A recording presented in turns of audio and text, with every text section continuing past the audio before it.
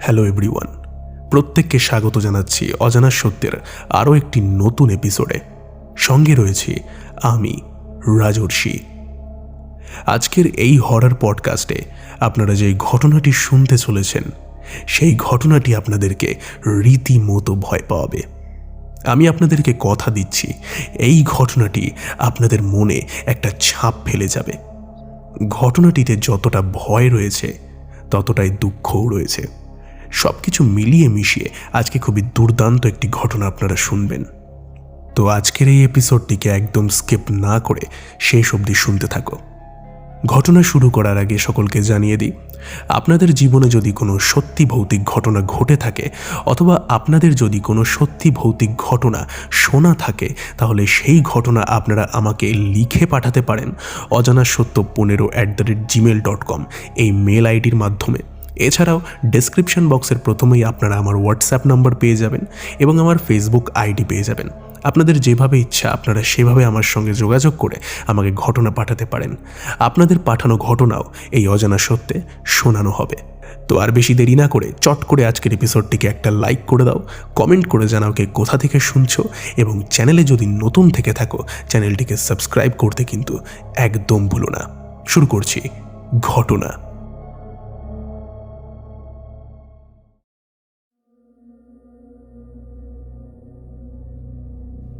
ঘটনা লিখে পাঠিয়েছেন রেশমি সিনহা। সে যেরকম করে ঘটনাটিকে লিখেছে আমি সেরকম করেই পড়ে শোনাচ্ছি। হ্যালো রাজর্ষিদা, আমার নাম রেশমি সিনহা। আমি বাঁকুড়া জেলা থেকে বলছি। আজ আমি তোমাকে আমার শোনা একটি ঘটনা লিখে পাঠাচ্ছি। আশা করছি এই ঘটনাটা তোমার ভালো লাগবে এবং তোমার এই পরিবারের প্রত্যেকটা সদস্যরা এই ঘটনাটাকে এনজয় করবে। ঘটনাটি যদি ভালো লাগে তাহলে অবশ্যই পড়ে শুনিও। যদি কোনো ভুল ত্রুটি করে থাকি তাহলে একটু কারেকশন করে আমাকে মার্জনা করো। বেশি কথা না বাড়িয়ে এবার শুরু করছি ঘটনা। ঘটনাটা আমার নিজের শোনা একটি ঘটনা। বিশেষ কারণে আমি এলাকার নাম জানাচ্ছি না। ঘটনাটা যার সঙ্গে ঘটেছে তার নাম বিকাশ। প্রথমে তার অতীত সম্পর্কে কিছু জানিয়ে রাখি। বিকাশ নামের এই ছেলেটি যখন মাধ্যমিক দিয়েছিল তখন ভালো নম্বর না পাওয়ায় সে ফেল করেছিল। সে অত্যন্ত দরিদ্র ঘরের একটি ছেলে। তার বাবা সুইপারের কাজ করতেন। একটা ছেলে হয়ে যে বাবার পাশে দাঁড়িয়ে বাবার সাহায্য করবে সেই সব বিষয় তার মধ্যে ছিল না। তার বাবার পরিশ্রমেই তাদের সংসার চলত। আর বিকাশ লুকিয়ে লুকিয়ে বাবার টাকাগুলোকে চুরি করে মদ কিনে খেত এবং বন্ধুদের সঙ্গে আড্ডা, ইয়ার্কি এবং নেশা করত। এক কথায় তার চরিত্র এবং স্বভাব কোনোটাই ভালো ছিল না। মাধ্যমিকে ফেল করার পর তার বাবা তাকে বেধড়ক মারধর করে এবং তার ব্যাপারে সমস্ত জিনিস জানতে পেরে যায়, যে সে নেশা করে, সে বাবার টাকা চুরি করে, এমনকি এলাকার মেয়েদেরকেও টোন টিটকিরি কাটে, যার প্রভাবে তার বাবা প্রচণ্ড রেগে যায়।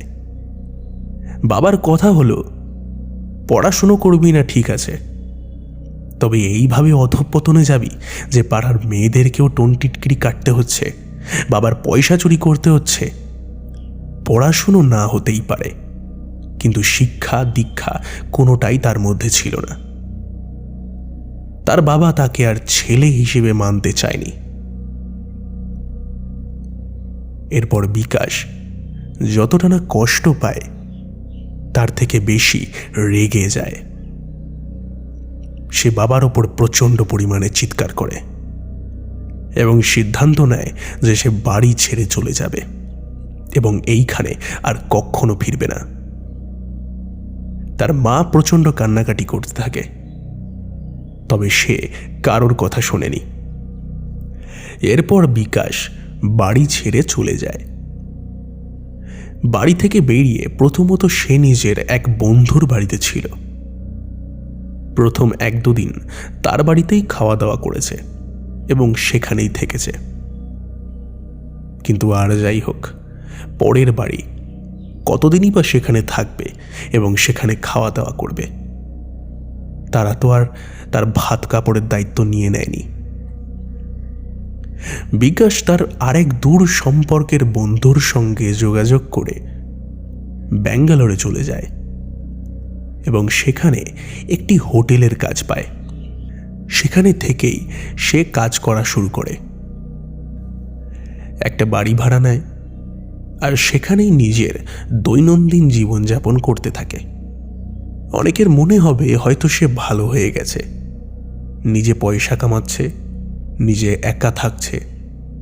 তবে নয়, সে যেই পয়সা কামাতো তা বেশিরভাগই মেয়েদের পেছনে এবং নেশার পেছনে ওড়াতো। কখনো কখনো তার নিজের ঘরে খাবার থাকতো না। এইভাবেই চলতে চলতে 2 বছর কেটে যায়। বিকাশের অবস্থা এখন খুবই খারাপ, নিজের কাজে মন নেই। মাঝে মধ্যেই মা বাবার কথা খুব মনে পড়ত। কখনো মনে হতো সবকিছু ছেড়ে ছুড়ে নিজের মা বাবার কাছে আবার ফিরে যাই। তবে না, সে তার সিদ্ধান্তে অটুট থাকে। সে আর কখনো বাড়ি ফিরবে না। সে এখানে একাই থাকবে এবং কাজকর্ম করে নিজের জীবনযাপন চালাবে। তার কথা অনুযায়ী তার নাকি কোনো বউ বাচ্চার দরকার নেই। সে নাকি সারা জীবনটা এইভাবেই কাটিয়ে খুশি।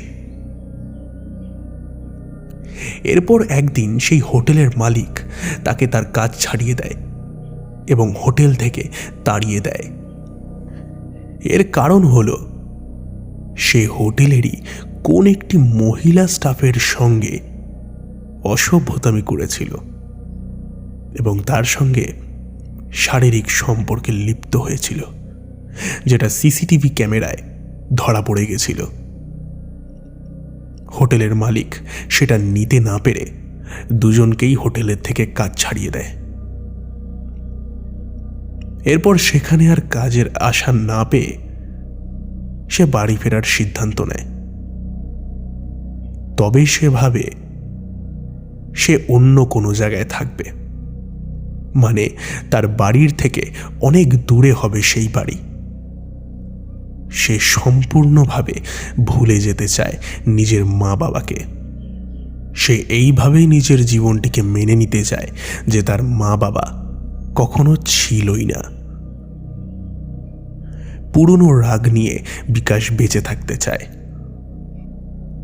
ব্যাঙ্গালোর থেকে ফিরে এসে নতুন জায়গায় আসার পর সেখানে নিজের কিছু জমানো টাকা নিয়ে বাড়ি ভাড়া নেয়। তবে তার কাছে কোনো কাজ ছিল না। জমানো টাকা দিয়ে কতদিনই ভাই বাড়িতে থাকবে? এরপরে তো তাকে ঘর ছাড়া হতে হবে।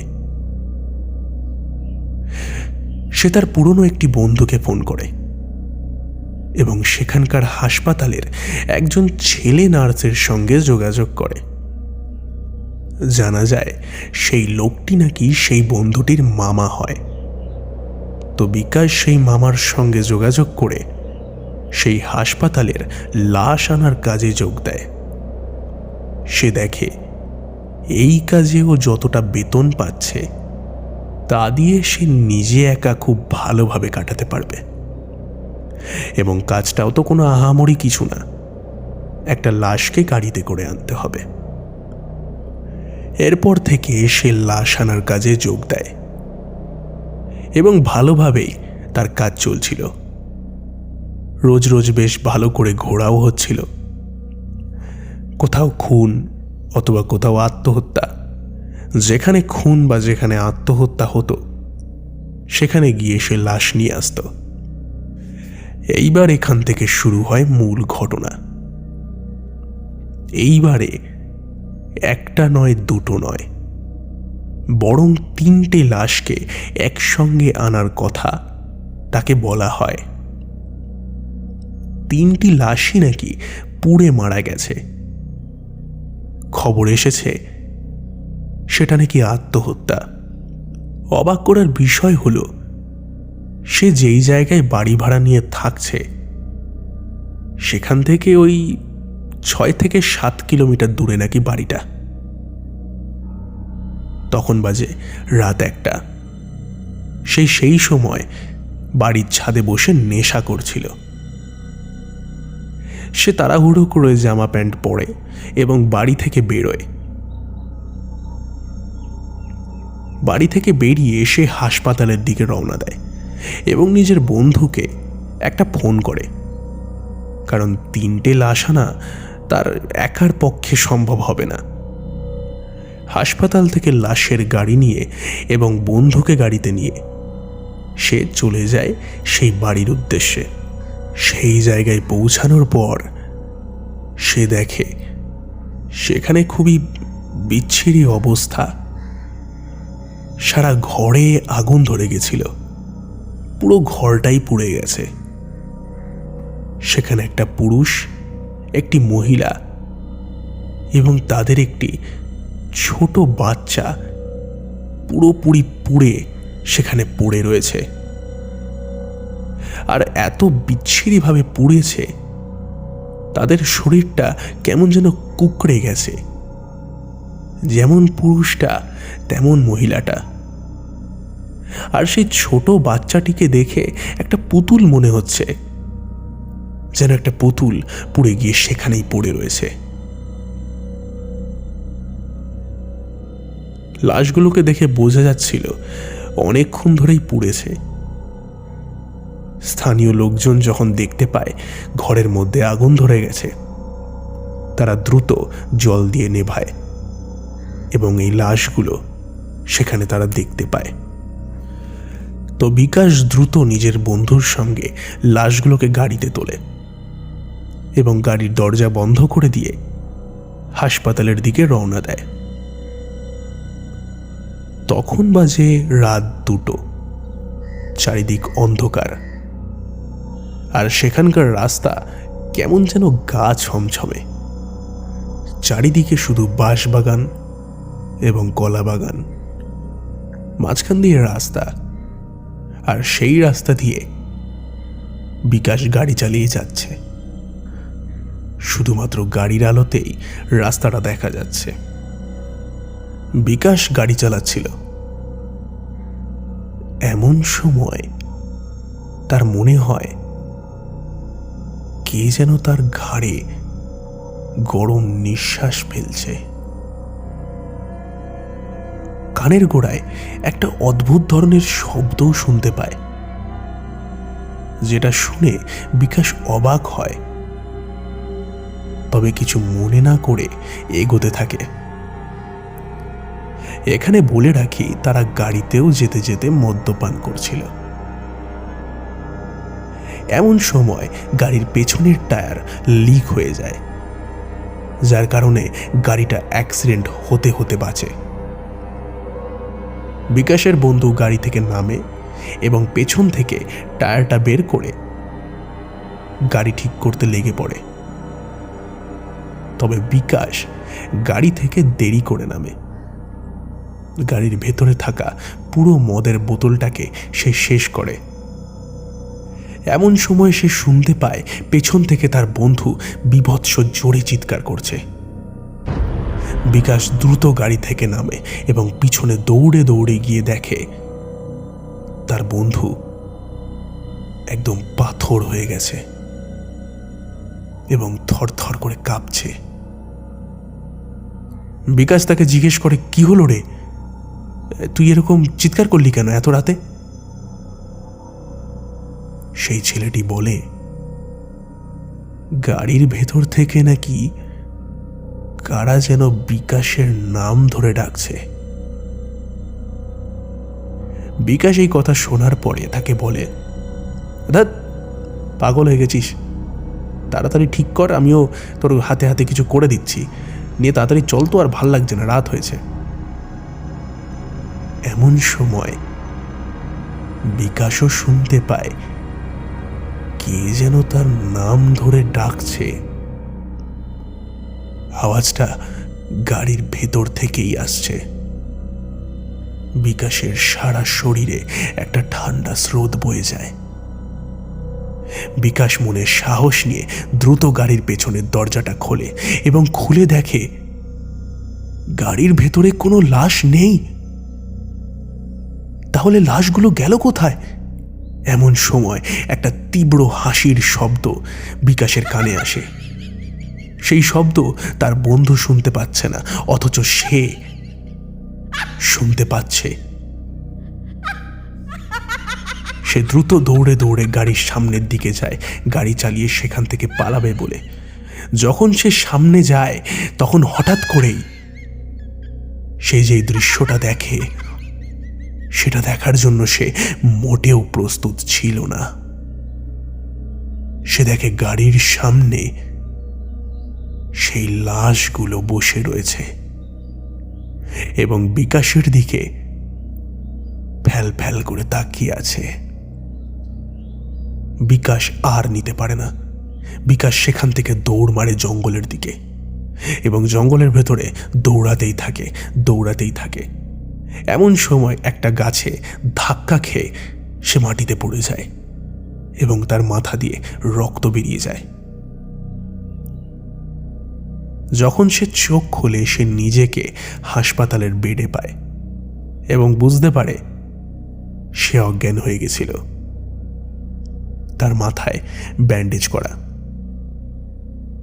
বিকাশের পাশে বিকাশের বন্ধুটা বসে রয়েছে। বিকাশকে সমস্ত ঘটনা খুলে বলে। এরপর কি হয় ভেতর থেকে, এরপর বিকাশ যখন সুস্থ হয় তখন সে জানতে পারে সেই লাশগুলো নাকি বিকাশের বাবা মায়ের।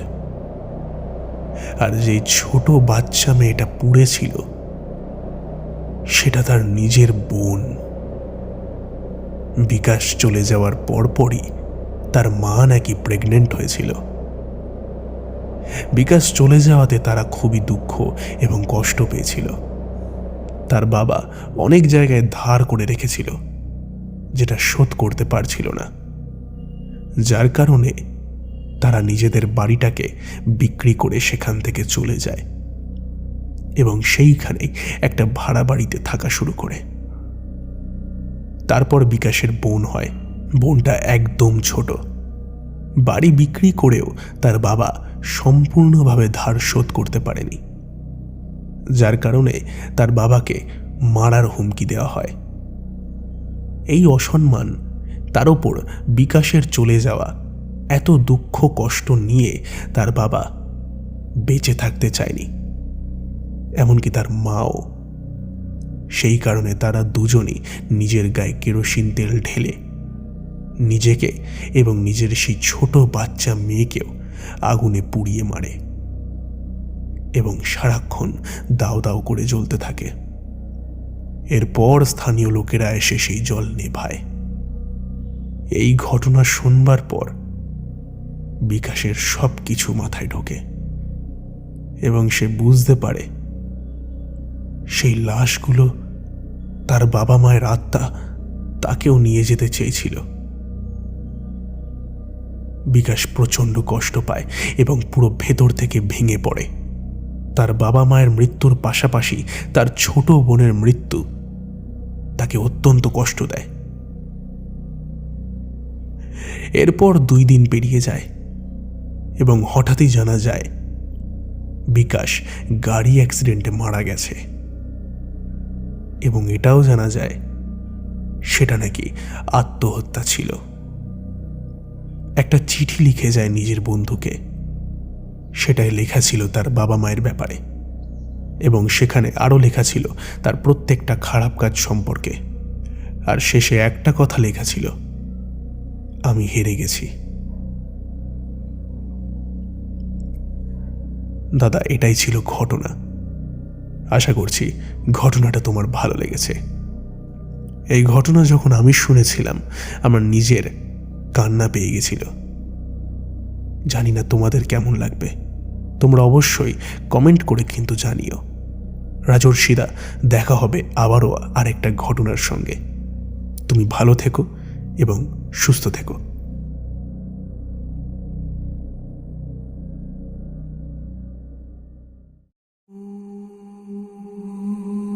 সত্যি খুবই ভয়ঙ্কর এবং বেদনাদায়ক একটা ঘটনা আমরা শুনে নিলাম। সবথেকে কষ্টের মুহূর্ত সেটা যখন বিকাশ জানতে পারল সেই লাশগুলো তার বাবা মায়ের ছিল। লাশগুলোর এত বাজে অবস্থা হয়ে গেছিল, তাদের মুখ চোখও বিকাশ বুঝতে পারেনি। সবশেষে একটাই কথা বলবো, আর যাই করো নিজের বাবা মাকে কখনো কোনোদিন কষ্ট দিও না। এই ঘটনা থেকে যতটা না আমাদের দুঃখ হয়, যতটা না আমরা ভয় পাই, আমরা কিন্তু কোন জিনিসটা খারাপ সেই সম্পর্কেও কিন্তু আমরা সঠিক ধারণা পাই। আশা করছি ঘটনাটা আপনাদের ভালো লেগেছে। চলে যাব শাউট আউট পর্বে। কমেন্ট করেছে Anubhav Mahato, Chumki Ghosh, Sumitra Pattanayak, Sabita Pal, Bidas FF, Gita Goswami, MD Manju, Asif Iqbal. Comment করেছেন তানিয়া মল্লিক, সমীরণ সরকার, রুকাইয়া তালুকদার। কমেন্ট করেছেন সানারুল ইসলাম। সকলকে অসংখ্য পরিমাণে ধন্যবাদ কমেন্ট করবার জন্য। আপনারা আরও বেশি করে কমেন্ট করুন, ভালোবাসা জানান এবং অজানা সত্যকে আরও বড় করে তুলুন। ধন্যবাদ প্রত্যেককে। দেখা হবে আবার পরের এপিসোডে। ততক্ষণের জন্য stay happy and stay safe এবং যুক্ত থাকুন আমাদের অজানা সত্যের সঙ্গে, কারণ অজানা সত্য মানেই রহস্যের এক অন্য দুনিয়া।